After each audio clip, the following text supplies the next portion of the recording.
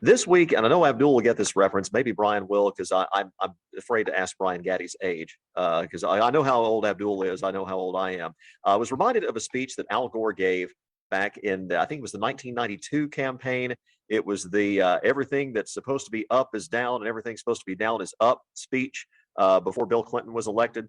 And I was reminded of that this week by some of the legislative debate and some amendments made to bills and how the support and opposition seemingly flip-flopped on them. We're going to talk about that with our WRTV political insiders right now. Abdul-Hakim Shabazz, Brian Gaddie. Gentlemen, always good to see you once again. And Abdul, let's start at the House. We'll start with 1134, House Bill 1134. Of course, teachers opposed to this, civil rights organizations opposed to this, and then Senator Linda Rogers, Republican from Granger, came out with almost a brand new bill. I mean, it was a lot of amendments, but it looked nothing like what 1134 looked like before. And we've seen this in the legislature before, how this flip-flops the support and opposition. And it was almost that kind of case this week with 1134. Yeah, it reminds me of the old Seinfeld episode where day is night, black is white, and up is down. Like I said, with the legislature, it's not where you start, it's where lawmakers finish up. And there's still some more twists and turns possibly with House Bill 1134. Like I said, critical race theory was never taught in K through 12 education. It's a class that's taught in law school, because I remember going to St. Louis University and that class being offered back in the early 2000s. So I'm not surprised that lawmakers heard teachers because they were getting a major earful from Indiana's educators. And the last thing you want going to an election year are a bunch of teachers who are really, really mad at you. You can ask my good friend, the former superintendent of public instruction, Tony Bennett, how that turned out back in 2012. So I was not surprised that the law changed, but still got a ways to go. Yeah, I was there that night, that big campaign party where every Republican was a winner except Tony Bennett because of the turnout of Indiana teachers. Brian, Democrats still oppose 1134, even with all the changes, even with the changes in the language as to what can and can't be taught. Why are Democrats still fighting this? Because it's still in search of a problem that doesn't exist. That's why. And CRT is not being taught through K through 12. It's not. A good friend of mine, Professor Kevin Brown, he teaches at the IU School of Law, Murrah School of Law in Bloomington. And he was actually on another network, WRTV, where he talked with lawmakers about this issue. And he said very succinctly and very cogently that CRT is not being taught at K through 12. So unless your fifth grader is in law school, you got nothing to worry about. But I do think, though, Raymond, let me just throw something in here. I do think there have been concerns, not necessarily about CRT, but because of the pandemic and because of some other things, that parents felt like the school districts were not listening to them. And so I do think that there need to be something to be done to make it sure that parents have a voice in their children's education. Now, did they have to do everything that 1134 did before the center made the changes? Probably not. But there is a concern that some parents did have that school districts weren't listening to them. Well, does this solve the concerns of the Senate Republicans, number one, Abdul, and does that make it easier for this bill to pass? And number two, what do the House Republicans do with it? Because clearly they would probably be irked that so many changes were made to their bill. And that's going to be the major theme going up for the rest of the session, because it's not just the CRT and the race bill. It's the tax cuts. How do we deal with tax cuts? It's the employer mandate for vaccinations. So there are lots of differences between the House and the Senate version. But once again, it's not where they start; it's where they end up. And I think now I think they all agree on everything fundamentally. I think now it's just sort of process, which is how do you get X, Y, Z done? I'm glad you shot us into that vaccination bill. That would be House Bill 1001, Abdul, which, as you said, and as we alluded to, a lot of changes made to it, a lot of exemptions added for healthcare workers, which, of course, they're under a federal vaccine mandate, even though that mandate's being challenged in court by, among others, Todd Rokita. Spoiler alert, we'll talk more about Mr. Rokita a little bit later in the segment, but also an exemption for pro sports teams, for entertainment venues, and it also added a provision where businesses could require people who are unvaccinated to take more COVID tests per week. Brian, good amendments to this bill, and what do you still think about the idea that some businesses would still essentially be barred from enforcing their vaccine mandates, even though it would be fewer now that this bill has been amended? Well, the amended portions of the bill are better than what the original bill was, but it's still a necessary piece of legislation because, again, it's the involvement of government in areas where it shouldn't be involved in. We shouldn't have state government telling businesses where they should or should not, for that matter, involve vaccine mandates. Businesses should be allowed to make these decisions on their own. Now, I know well, the audience is probably shocked to hear a Democrat talk like this, but the fact is, this is not necessary. We don't need businesses having their hands tied by government, telling them whether they should have vaccine mandates or not. These decisions should be left up to the private sector and let businesses make these decisions, and they'll make the right decision. Abdul, does this dim the prospects for this bill overall? Because I know the House sponsors were clearly not happy with the changes that were made, and they expressed that unhappiness during the committee meeting this week. What does this mean for the bill as a whole and its chances the rest of this session? I think the bill will manage to go through. Like I said, once again, like I said, it's not where they start; it's where they finish. What I thought was interesting, though, in that House Bill 1001, was the religious exemption for employer mandates, for employer vaccine mandates. Because before you could just say, "Hey, I have a religious problem with a vaccine," and that's it. Now it's like, okay, now it's more close line with what's in with the federal government. You got to provide some sort of proof of your religious exemption. Because I always argued that, hey, if we could say have a religious exemption, well, I'm a member of the First Church of Cannabis, and because I believe in smoking marijuana will take care of my COVID-19, so I don't have to do it. Like, whoa, time out here, offsides, 5-yard penalty. So I think once again, I think they'll get it worked out. I think like I said, once again, we're going more toward Title VII, Title IX, the federal government for religious exemptions is probably a better way to go if you are going to have religious exemption with employer vaccine mandates. Even though I don't know any religion that says you cannot have a vaccine.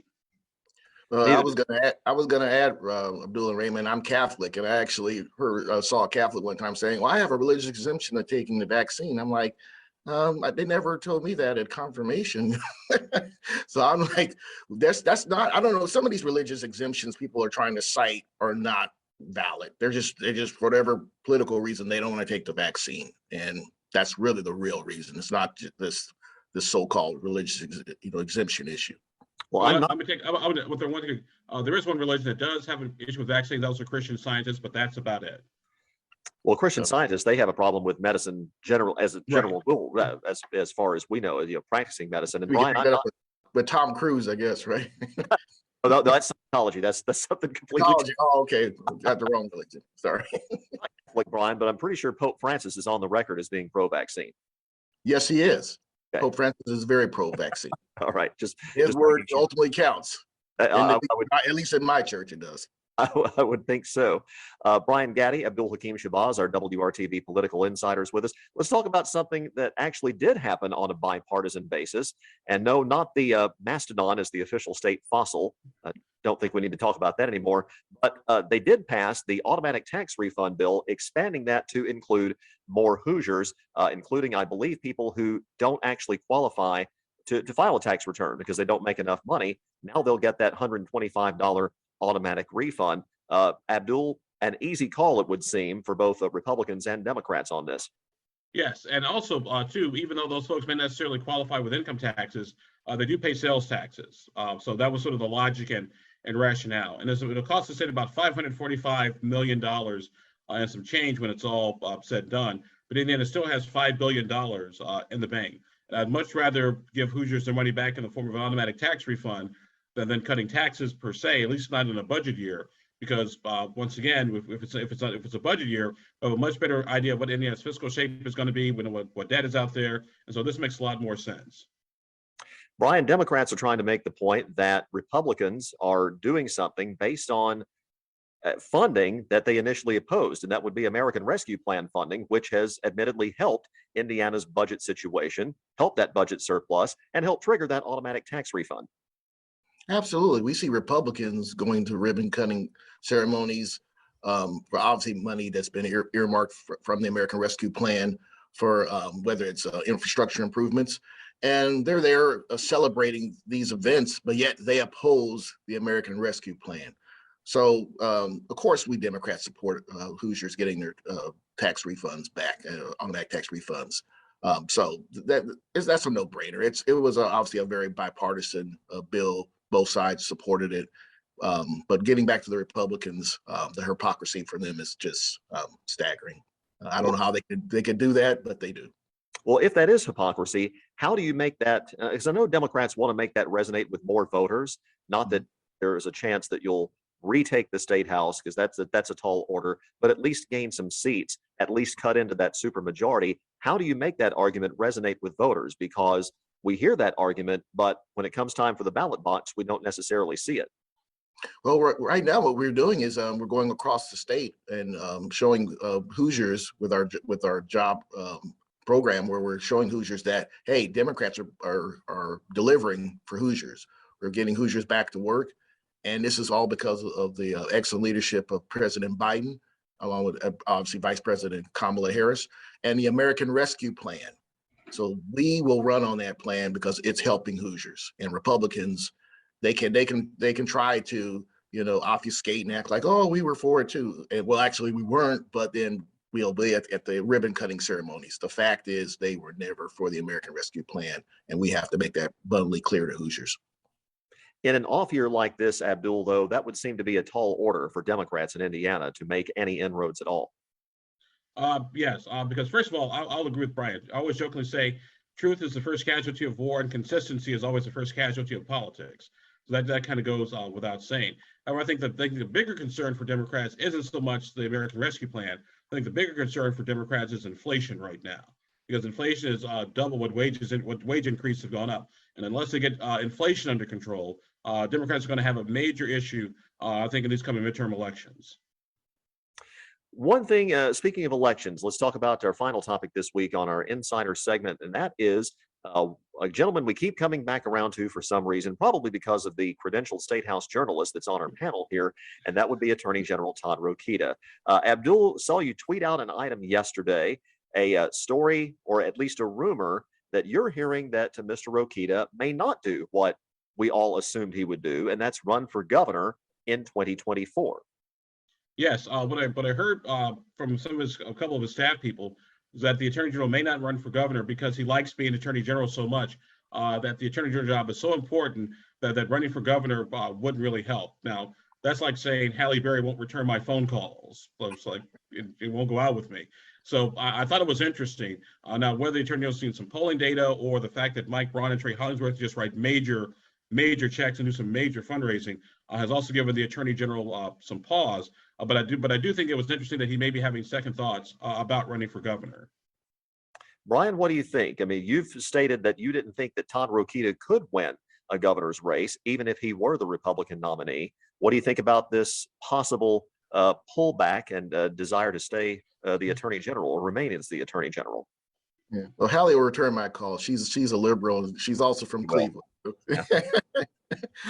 Anyway, Todd Rokita has this major issue of obviously going to Texas, obviously going to the Trump rally. Then he went to Hope, Arkansas, and visited with at President Clinton's boyhood home.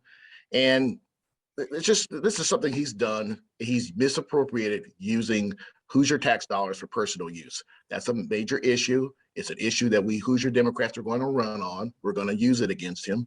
And I don't know if that maybe could factor into him possibly not running for governor, but hey, who knows? But I know one thing's for sure. The days of the Indiana Democratic Party being the punching bag of the Republicans are over, and we're going to make that issue stick to him like Velcro. So maybe that could be one of the reasons why he's deciding possibly not running. So we'll see. We'll have to see what happens. I mean, and now I know we're a long way out, but even if he does run for re-election as Attorney General and Democrats target him, Brian, you didn't really come close last time. Well, that's because, first of all, we have new leadership. Chairman Mike Schmoll, Drew Anderson. We have really, pugnacious commentators on television, like my good friend Kip, too. We all know Kip. Myself, because I appear on another network. I've already mentioned him before. I'll mention him again. But this is the new and improved Indiana Democratic Party. So the days of us being the doormat for the Indiana Republicans are over. So let's give us a chance to see what we can do. And I think Hoosiers will be surprised. We're going to start winning some elections in this state. Abdul, when do you think that Todd Rokita will make a decision one way or another? He's still got some time. Yeah, probably a decision will be made until at the very least till after the midterm elections. I can see probably folks starting to make some decisions and making formal announcements around right after next year's municipal races. So sometime probably November, December of 2023. Maybe we'll have another clue as to what Mr. Rokita does next week. Regardless, we should know more about House Bill 1134 by this time next week. We'll certainly talk about that and the other state house goings on with our WRTV insiders, Brian Gaddie, Abdul-Hakim Shabazz. Always appreciate it, gentlemen. Thank you. Thank you, Raymond.